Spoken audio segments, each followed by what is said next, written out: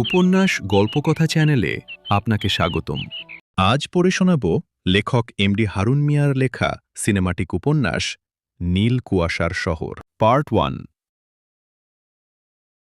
এই উপন্যাসটি লেখা হয়েছে ইউরোপের বুকে এক প্রবাসীর টিকে থাকার বাস্তব লড়াই নিয়ে। গল্প কখনো কখনো উপন্যাসের চেয়েও নির্মম হয়। ফ্রান্সের এক শহরের পটভূমিতে গড়ে ওঠা এই গল্পে মিশে আছে অস্তিত্ব রক্ষা আর জীবন মরণ সংগ্রামের কিছু নির্মম সত্য। অফ শিট, আর পারতেছি না, প্রাণটা বেরিয়ে গেল। কোনো কুলক্ষণে যে এই পথে এসেছিলাম। হঠাৎ করেই নিলয়ের মেজাজটা কেমন যেন খিটখিটে হয়ে উঠল। সেই কখন থেকে ভারী একটা লাগেজ নিয়ে ওল্ড টাউনের ভেতর পথ হারিয়ে অলিগলি ঘুরে বেড়াচ্ছে। প্যারিসের সেই ধূসর আকাশ আর আইফেল টাওয়ারের যান্ত্রিকতা পেছনে ফেলে নিলয় আজ প্রথম পা রেখেছে নিজ শহরের ওল্ড টাউনে। ২০ বছর বয়সে পড়ালেখায় ইস্তফা দিয়ে সে ফ্রান্সে এসেছিল। এখন তার বয়স ২৫। ৫ বছরের প্রবাস জীবন তাকে অনেক কিছু শেখালেও এই গোলকধাঁধায় কোনো কাজে আসছে না। ওল্ড টাউনে এসে নিলয় রীতিমতো অবাক। নামে যেমন ওল্ড টাউন, কাজেও তাই।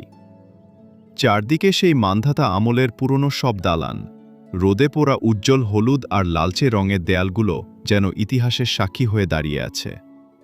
তার পরনে কালো প্যান্ট, সাদা শার্ট এবং একটি মোটা কালো কোট। ফ্রান্সে হাড়কাঁপানো ঠান্ডায় কোট ছাড়া বাইরে বের হওয়া একদম অসম্ভব।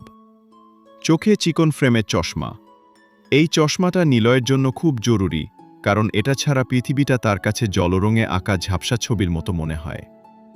সব মিলিয়ে দেখতে বেশ ভদ্রলোক মনে হলেও সে অন্য ৮-১০টা সাধারণ ছেলের মতোই জীবনযাপন করে। ভারী লাগেজটা টেনে টেনে নিলয় সামনের দিকে পা বাড়াল, কিন্তু পরক্ষণেই থমকে দাঁড়াতে হল। এখানকার সরু অলিগলিগুলো ঠিক যেন এক গোলক ধাঁধা। একটা গলি যেখানে শেষ হয়েছে, সেখান থেকে আরও ৩টি গলি সাপের মতো এঁকে বেঁকে কোনো দিকে হারিয়ে গেছে তার হদিশ পাওয়া মুশকিল। কোনো কোনো গলি এতই সরু যে দুপাশের বাড়ির বারান্দায় ঝোলানো কাপড়গুলো একে অপরের সাথে লেগে আছে। ৭-৫ ভেবে পকেট থেকে ফোন বের করে গুগল ম্যাপ চালু করল সে। ম্যাপটার দিকে একবার তাকালো, তারপর গলির মোড়ে দাঁড়িয়ে থাকা একটা ল্যাম্পপোস্টের দিকে। ম্যাপ বলছে ডানে যেতে, কিন্তু সামনে তাকিয়ে দেখল সেখানে ৩টি গলি ৩ দিকে চলে গেছে। নিলয় বিড়বিড় করে বলল, গুগল নিজেই কি শেষ পর্যন্ত নিজ শহরে এসে পথ হারালো নাকি? এই গোলকধাঁধায় পথ হারানো যতটা সহজ, গন্তব্য খুঁজে পাওয়া তার চেয়েও কঠিন। অদ্ভুত এই পুরনো শহরের বাঁকে বাঁকে কি রহস্য লুকিয়ে আছে কে জানে। কিন্তু গুগল ম্যাপের ওপর ভরসা করা ছাড়া উপায় নেই। তাই সে ফোনের দিকে তাকিয়ে তাকিয়ে হাঁটতে লাগল।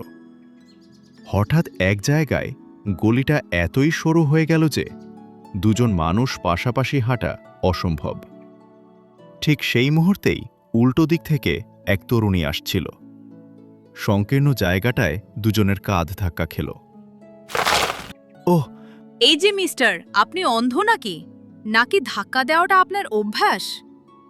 নিলয়ের হাতের লাগেজটা ফসকে নিচে পড়ে যেতেই সে লজ্জিত হয়ে বলে উঠল, I am so sorry.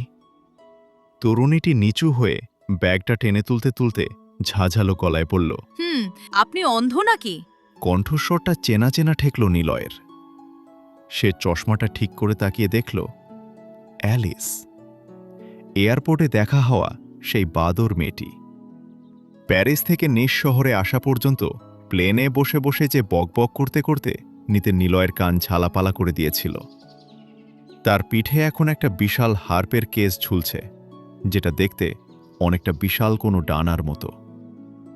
Niloy অবাক হয়ে বলল, অ্যালিস, আপনি এখানে? অ্যালিস খিলখিল করে হেসে উঠল। আমি তো এখানেই থাকি। তা আপনি এখানে কেন?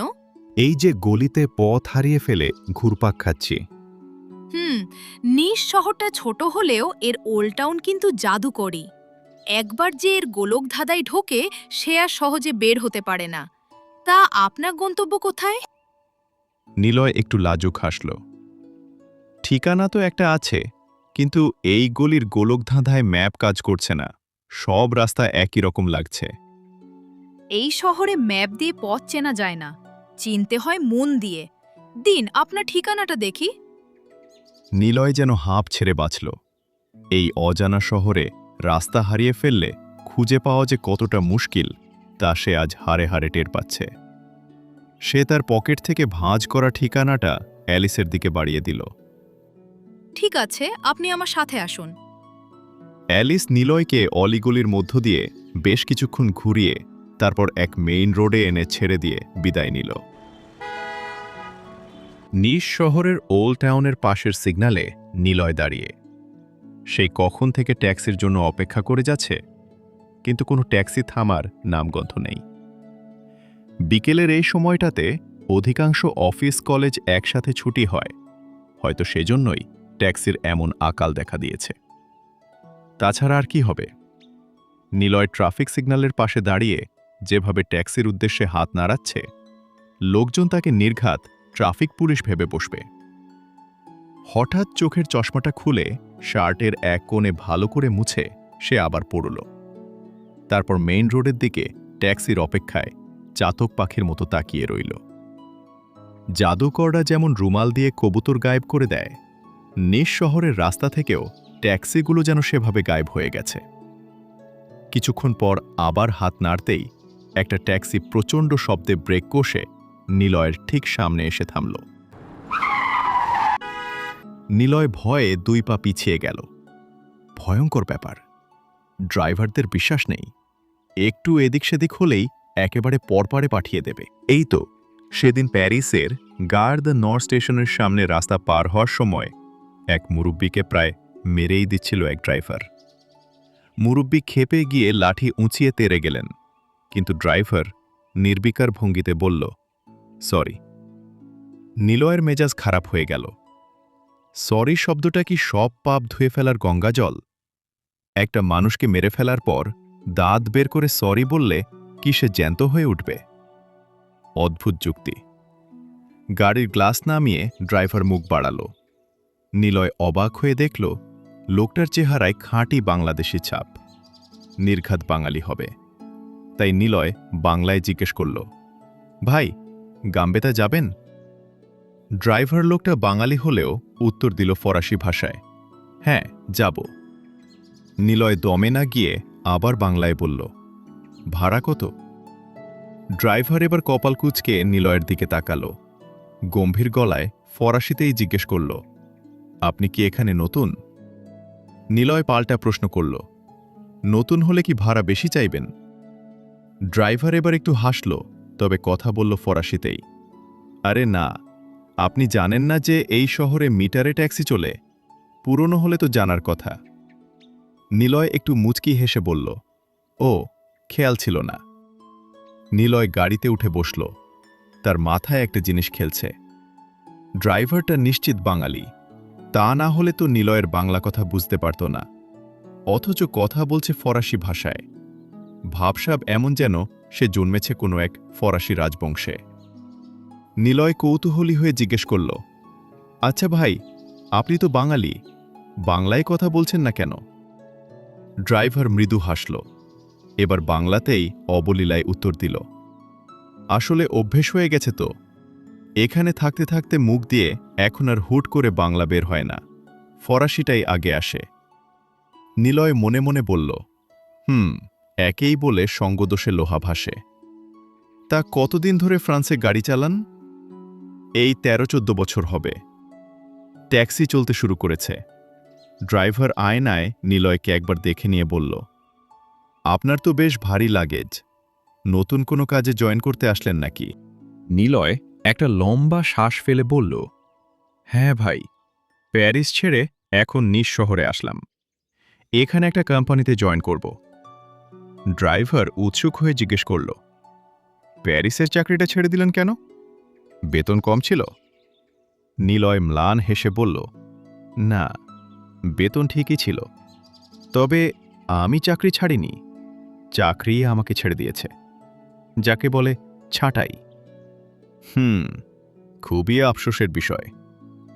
না, আফসোস করার কিছু নেই, গত 1 মাসে ডিউটি করেছি মাত্র 17 দিন। প্রতি মাসে এত ছুটি করার পরেও কোম্পানি যে এতদিন রেখেছে এটাই বেশি। কিন্তু কেন? শরীর খারাপ ছিল? আরে না, কাজ ছিল তুষারপাতের সময় রাস্তার বরফ পরিষ্কার করা। কষ্ট মানে সে আর বলতে। ধরুন আপনি কনকনে শীতের রাতে আরামে ঘুমিয়ে আছেন, এমন সময় তুষারপাত শুরু হলো, আর ইনচার্জ আপনাকে মাঝরাতে ডেকে নিয়ে সেই বরফ পরিষ্কার করতে কাজে লাগিয়ে দিল। এটা কি সহ্য করা যায়? আরামের ঘুম ভেঙে ওই হাড় কাঁপানো শীতের মধ্যে কাজ করাটা অসহ্য। ট্যাক্সি ড্রাইভার আয়নায় নিলয়ের দিকে তাকিয়ে হেসে বলল, আপনার জায়গায় আমি হলে প্রথম দিনই চাকরি ছেড়ে পালাতাম। কিন্তু ভাই, লোকে মনে করে ইউরোপ মানেই আইফেল টাওয়ারের নিচে রোম্যান্টিক সন্ধ্যা, কিন্তু আমি সেই রাতে চিনেছিলাম এক অন্য ইউরোপকে। সাদা বরফে ঢাকা এক হাড় কাঁপানো নরক। সেদিন সেন্ট টেনিসের সেই নির্জন রাস্তাটা যেন নিস্তব্ধতায় জমে গিয়েছিল। নিজের অ্যাপার্টমেন্টে ঢুকে যখন কেবল জুতো জোড়া খুলেছি, তখনই দরজায় সজোরে খটাখট শব্দ। এই অসময়ে সাধারণত কারো আসার কথা নয়। রুমের অন্য লোকজন আরও পরে ফিরবে। অবাক হয়ে দরজা খুলতেই দেখি সুপারভাইজার দাঁড়িয়ে। তার চোখে মুখে একটা চাপা উদ্বেগ। গম্ভীর গলায় তিনি বললেন, নিলয়, আবহাওয়া নিয়ন্ত্রণের বাইরে চলে যাচ্ছে। যে কোনো মুহূর্তে ব্লিজার্ড শুরু হবে। এখন পারলে একটু ঘুমিয়ে নাও। অ্যালার্ম বাজার সাথে সাথেই রাস্তায় নামতে হবে, নয়তো শত শত মানুষ জ্যান্ত বরফ চাপা পড়বে। কোনো কথা না বাড়িয়ে দ্রুত খাবার খেয়ে নিয়ে বিছানায় গা এলিয়ে দিলাম। আমরা উদ্ধারকারী দলের সদস্য। আমাদের জীবনটাই এমন, কখন সাইরেন বাজবে আর কখন কনকনে ঠান্ডায় ঝাঁপিয়ে পড়তে হবে তার কোনো নিশ্চয়তা নেই। রাত ঠিক 2টা। রুমের নীরবতা চিরে আর্তনাদ করে উঠল সাইলেন্ট অ্যালার্ম। আমি চমকে উঠিনি, কারণ এই নিশিরাতের ডাক আমাদের অভ্যস্ত করে তুলেছে। ইনচার্জের ওয়াকিটকিতে কর্কশ কণ্ঠ ভেসে এলো, নিলয়, তোমাদের টিম নিয়ে দ্রুত 8 নম্বর সেক্টরে যাও। ওখানকার পরিস্থিতি সবচেয়ে ভয়াবহ। আমরা এক মুহূর্ত দেরি না করে তৈরি হয়ে বেরিয়ে পড়লাম। কিন্তু বিধিবাম, আমাদের মেইন গেটটাই বরফে আটকে গেছে। মনে হচ্ছিল অন্যকে বাঁচাতে যাওয়ার আগে আমাদেরই উদ্ধার পাওয়া প্রয়োজন। আমাদের সহকর্মী জনি জান প্রাণ দিয়ে চেষ্টা করে গেটটা খুলে দিল। আমরা দ্রুত গাড়িতে উঠে বসলাম। সেন্ট টেনিসের 8 নম্বর সেক্টরে আমাদের গাড়িটা থামতেই দৃশ্যটা দেখে আমরা স্তব্ধ হয়ে গেলাম। চারদিকে শুধু হাহাকার, ধোঁয়া আর তুষারপাতের দানবীয় গর্জন। মাইলের পর মাইল রাস্তা বরফের নিচে চাপা পড়ে আছে। সারিবদ্ধ গাড়িগুলো যেন এক একটা বরফের পাহাড়। গাড়ি থেকে নামতেই কানে এলো কান্নার রোল। ফ্রাস্ট কামড়ানো কাঁচের ওপাশ থেকে মানুষ অসহায়ভাবে আমাদের দিকে তাকাচ্ছে। ইনচার্জ মার্কুস গাড়ি থেকে নেমেই চিৎকার করে উঠলেন, নিলয়, মার্ক, দাঁড়িয়ে থেকো না, ওই লাল গাড়িটার দিকে যাও, জলদি। একটি গাড়ি থেকে এক মহিলা উন্মত্তের মতো কাজ চাপড়াচ্ছিলেন। ভেতরে তার স্বামী অক্সিজেনের অভাবে নীল হয়ে পড়ে আছেন। আমি আর মার্ক শাবল নিয়ে দৌড়ালাম। মার্ক চেল্লাচ্ছিল, কাম অন নিলয়, মুভ, হাতে সময় নেই। গাড়ির জানালার বরফ সরাতেই ভেতর থেকে সেই মহিলার করুণ কণ্ঠ শোনা গেল, help, help, please open the door, my husband is not breathing. আমি শাবল চালাতে চালাতে বললাম, শান্ত হন ম্যাডাম, আমরা এসে গেছি। পাশ থেকে টিমের সদস্য জেমস গর্জে উঠল, আরে নিলয়, ওভাবে হবে না, সাইড থেকে কাটো, সরো, আমি দেখছি। জেমস বড় একটা কাটারি নিয়ে বরফের শক্ত চাঙড় ভাঙতে শুরু করল। ঠিক তখনই দূরে রোমান চিৎকার করে উঠল, নিলয়, দড়িটা এদিকে দাও, তাড়াতাড়ি, আমি বরফের নিচে দেবে যাচ্ছি। আমি দড়িটা ছুঁড়ে দিয়ে বললাম, ধরো রোমান, শক্ত করে ধরো। সামান্য এগোতেই দেখলাম একটা ছোট হ্যাচব্যাক গাড়ি পুরোপুরি বরফ চাপা পড়ে আছে। আমরা শাবল দিয়ে বরফ সরাতেই ভেতরটা দেখে আমার রক্ত জমে গেল। একজন বৃদ্ধা স্টিয়ারিং ধরে পাথরের মতো বসে আছেন। বুঝলাম গাড়ি বিকল হয়ে হিটার বন্ধ হয়ে গিয়েছিল অনেক আগে। তিনি আর বেঁচে নেই। বৃদ্ধার দেহটি বের করার সময় আমার গ্লাভসটা ছিঁড়ে গেল। 0 ডিগ্রি তাপমাত্রায় খালি হাতে যখন সেই হিমায়িত শরীর স্পর্শ করলাম, মনে হলো আমার আঙুলগুলো এখনই খসে পড়ে যাবে। যন্ত্রণায় আমি কুকড়ে যেতেই মার্ক ধমক দিল। নিলয়, কনসেন্ট্রেট। এখন দাঁড়িয়ে থাকার সময় নয়, কাজ করো। হঠাৎ বরফের চাদর ফুঁড়ে এক লোক টলতে টলতে এগিয়ে এলেন। গলার শেষ শক্তিটুকু দিয়ে আর্তনাদ করলেন, বাঁচান, আমার ছোট ছোট বাচ্চাগুলো গাড়িতে জমে যাচ্ছে, প্লিজ সামবডি হেল্প মি। লোকটার চোখে ভিনদেশি পর্যটকের আতঙ্ক। হয়তো শখ করে প্যারিস দেখতে এসেছিলেন, কিন্তু এই নিষ্ঠুর রূপের জন্য তারা প্রস্তুত ছিলেন না। ইনচার্জ মার্কুস তখন ওয়াকিটকিতে হেডকোয়ার্টারে চিৎকার করছেন, code red, situation is out of control. I repeat, backup needed immediately. গাড়ির হর্ন, মানুষের আকুলতা আর বাতাসের শোঁ শোঁ শব্দে চারপাশটা এক জীবন্ত নরকে পরিণত হয়েছিল। সেদিন বুঝেছিলাম, ইউরোপ মানে শুধুই রঙিন আলোর বিলাসিতা নয়। ইউরোপ মানে কখনো কখনো হাড় কাঁপানো এক শ্বেত যন্ত্রণা, যা নিঃশব্দে মানুষের প্রাণ কেড়ে নেয়। কথা বলতে বলতে নিলয় কখন যে ঘুমিয়ে পড়েছিল টেরই পেল না। আসলে কাল রাতে প্যারিস থেকে অনেক জার্নি করে আসছে কিনা তাই। বেশ কিছুক্ষণ ট্যাক্সি চলার পর গাম্বেতার সেই কোম্পানির অ্যাপার্টমেন্টের সামনে এসে পৌঁছে। ড্রাইভার ভাঙা ভাঙা গলায় বলল, এই যে শুনছেন, অ্যাপার্টমেন্টের সামনে এসে গিয়েছি। ট্যাক্সি থেকে নেমে নিলয় তার জন্য বরাদ্দকৃত অ্যাপার্টমেন্টের দিকে তাকিয়ে কপাল কুঁচকে দাঁড়িয়ে রইল। ফ্ল্যাটটা যেমন তেমন, কিন্তু এর ডিজাইনটা সেই মানধাতা আমলের কোনো এক পুরনো স্মৃতিস্তম্ভের মতো। সে মনে মনে বিড়বিড় করে বলতে লাগল, এই ছাতার মাথার কোম্পানির জন্যই কি এত কাঠখড় পুড়িয়ে প্যারিস থেকে প্রায় 1000 কিলোমিটার দূরে নিস শহরে আসলাম। এখানকার ঐতিহাসিক দালানগুলোর মতো এর ইটের পড়তে পড়তে বয়সের ছাপ লেগে আছে, অথচ প্যারিসের আকাশ ছোঁয়া কাচের দালানের তুলনায় এই পুরনো স্থাপত্যের মাঝে যে এক অদ্ভুত শান্তি আছে, নিলয় তখনও তা বুঝতে পারেনি। ল্যাগেজটা টেনে গেটের ভেতরে ঢুকতেই সে অবাক হয়ে গেল। গেটের পাশের কেবিনে বসে আছে বিশাল দেহধারী এক আফ্রিকান সিকিউরিটি গার্ড। নিলয় মনে মনে হাসল। যেই ছাতার মাথার ফ্ল্যাট, তার মধ্যে আবার সিকিউরিটি লাগে। একেই বলে খাজনার চেয়ে বাজনা বেশি। নিলয় সিকিউরিটি ডেস্কের দিকে এগিয়ে গেল। সেখানে বসে থাকা গম্ভীর লোকটির হাতে নিজের পাসপোর্ট আর ভিসার কপি জমা দিল। লোকটা খুঁটিয়ে খুঁটিয়ে কাগজগুলো পরীক্ষা করে একটি রেজিস্টার খাতায় নিলয়ের নাম এন্ট্রি করল এবং তার হাতে তুলে দিল দরজার একটি পুরনো ধাঁচের চাবি।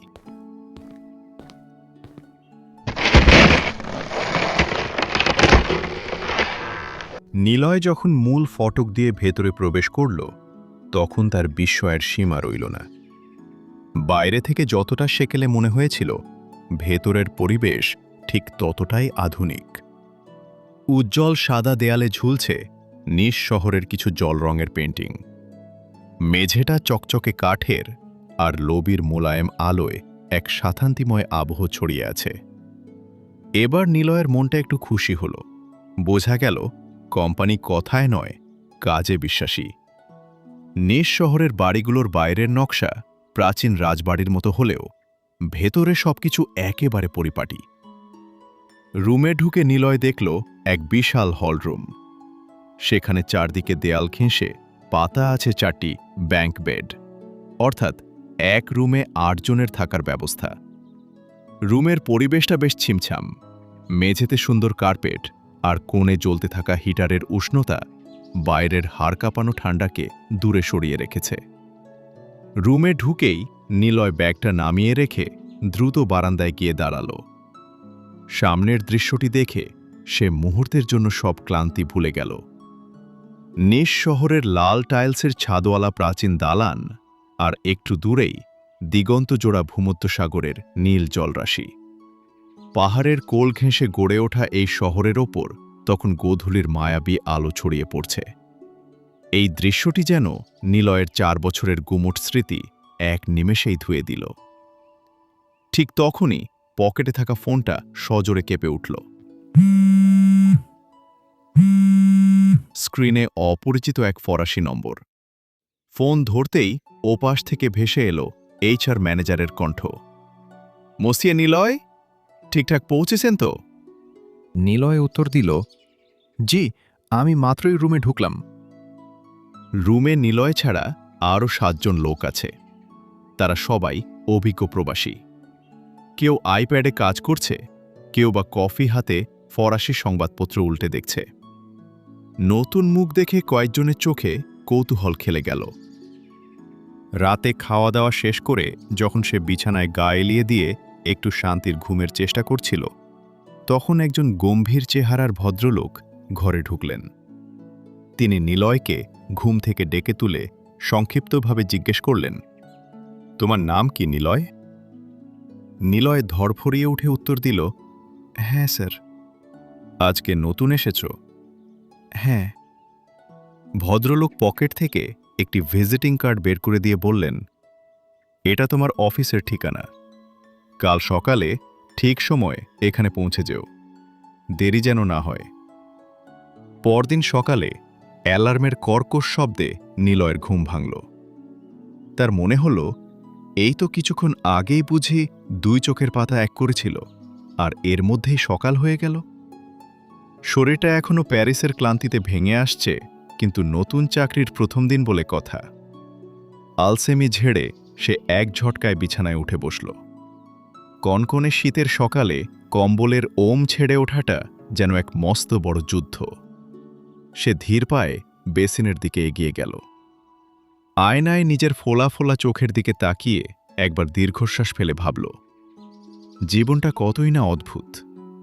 কিছু টাকার আশায় নিজের আরামের ঘুম বিসর্জন দিতে হয়। তড়িঘড়ি করে দাঁত ব্রাশ শেষ করে সে বাথরুমে ঢুকল। হিটারটা অন করা ছিল বলে রক্ষা, নয়তো এই হাড় কাঁপানো ঠান্ডায় পানি স্পর্শ করাও দায়ধায় হতো।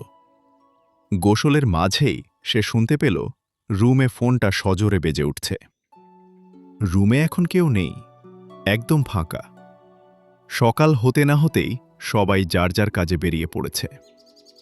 বাথরুম থেকে বের হয়ে তোয়ালে দিয়ে চুল মুছতে যাবে, ঠিক তখনই বিছানায় রাখা ফোনটা আবার বেজে উঠল। স্ক্রিনে তাকিয়ে দেখল মামা ফোন দিয়েছেন। মামা আমজাদ হোসেন দীর্ঘ সময় ফ্রান্সে ছিলেন, এখন জীবনের বাকি সময়টুকু দেশেই কাটাচ্ছেন। মামার ফোন দেখেই নিলয় বিড়বিড় করতে লাগল, আরে এখনই ফোন করতে হলো, এমনিতেই হাতে সময় নেই। বিরক্তি থাকলেও সে ফোনটা রিসিভ করল। হ্যালো মামা। কিরে নিলয়, ঘুম থেকে উঠেছিস? হ্যাঁ মামা, এই তো গোসল সেরে বের হলাম। আচ্ছা শোন, তুই যে অফিসে জয়েন করতে যাচ্ছিস, আমার বন্ধু আহমেদ সাহেব সেখানে আছেন। উনি তোর সব ব্যবস্থা করে দেবেন। হ্যাঁ মামা, আমি ওনাকে চিনি। আগে একবার প্যারিসে ওনার সাথে দেখা হয়েছিল, আপনার মনে নেই? হ্যাঁ মনে পড়েছে, উনি অনেক ভালো মানুষ, ওনার সাথে দেখা করিস। ঠিক আছে মামা, এখন রাখি, অফিসের দেরি হয়ে যাবে। মামার সাথে কথা শেষ করে নিলয়ের মনটা একটু হালকা হলো। এই অচেনা শহরে অন্তত পাশে থাকার মতো একজন মানুষ তো আছে। সে তাড়াতাড়ি তৈরি হয়ে রুম থেকে বেরিয়ে পড়ল। লেখক এই উপন্যাসটি তার প্রিয় বন্ধুদের উৎসর্গ করেছেন এবং বিশেষ ধন্যবাদ ও কৃতজ্ঞতা জানিয়েছেন আশরাফুল হক রাজীব ভাইকে। আজ এই পর্যন্তই। কথা হবে গল্পের পরের অংশে, পার্ট 2। এমন আরও অডিও উপন্যাস শুনতে আমাদের ইউটিউব চ্যানেলটি সাবস্ক্রাইব করে সাথেই থাকুন। ধন্যবাদ।